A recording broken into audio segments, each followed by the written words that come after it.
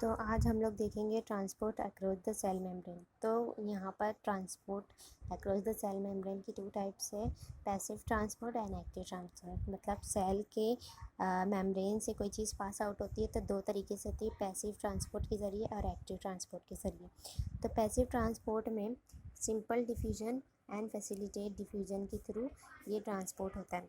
जैसे कि simple diffusion देख सकते हैं। डिफ्यूजन का मतलब क्या होता है कि कोई भी पार्टिकल मूव आउट होता है, movement of particle through the concentration gradient. तो अलोंग द कंसंट्रेशन ग्रेडियंट का मूवमेंट होता है डिफ्यूजन के अंदर।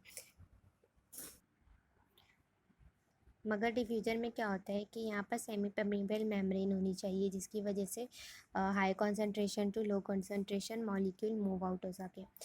तो यहाँ सिंपल डिफ्यूजन में ये पैसिव ट्रांसपोर्ट है, जिसमें कि एनर्जी की रिक्वायरमेंट नहीं है। डायरेक्टली अक्रॉस द मेम्ब्रेन जो है मॉलिक्यूल मूव हो सकते हैं, फ्लो कर सकते हैं। For example carbon and oxygen के मॉलिक्यूल्स।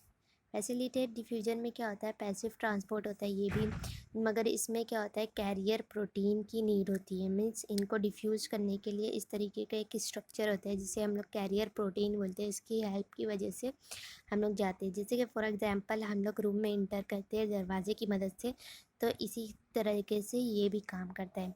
और इसका एग्जांपल है glucose transport in muscle cell के अंदर ग्लूकोज का जो ट्रांसपोर्ट होता है वो कैरियर के थ्रू से होता है बाय फैसिलिटेट डिफ्यूजन।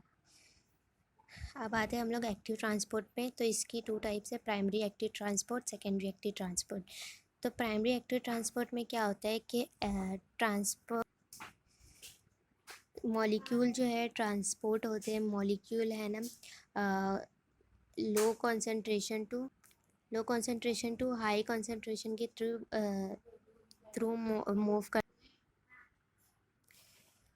तो जो प्राइमरी एक्टिव ट्रांसपोर्ट होता है उसमें solute are move against the concentration. Means जो मेनली हमारा फ्लो होता है हाई कंसंट्रेशन से लो कंसंट्रेशन की तरफ होता है, मगर यहाँ पर लो टू हाई कंसंट्रेशन की यहाँ मूव होगा तो उसमें क्या होगी, एटीपी की नीड होगी।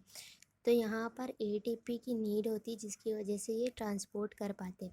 यहाँ पर एग्जांपल है सोडियम पोटेशियम एटीपेस एक्टिविटीज़ की और ट्रांसपोर्ट की, जिसमें के 3 मॉलिक्यूल सोडियम के वो अटैच्ड होते हैं। इसमें एटीपी मॉलिक्यूल अटैच्ड होता है, देन ये ओपन होता है एंड फिर ये एटीपी रिमूव होता है। सबसे पहले यहाँ पर है ना पोटेशियम के 2 ऐड हो जाएंगे। ये जब रिमूव होगा ना पोटेशियम के यहाँ पर 2 मॉलिक्यूल ऐड हो जाएगा। फिर ये एटीपी यहाँ से निकलेगा तो ये वापस ही यहाँ पर ओपन हो जाएगा, जिसकी वजह से ये साइड में सेल के अंदर पोटेशियम चली जाएगा और सोडियम सेल के बाहर चली जाएगा। To lower concentration to higher concentration gradient means against the concentration gradient ये मूव कर रहा है। अब हम लोग देखते हैं कि जो सेकेंडरी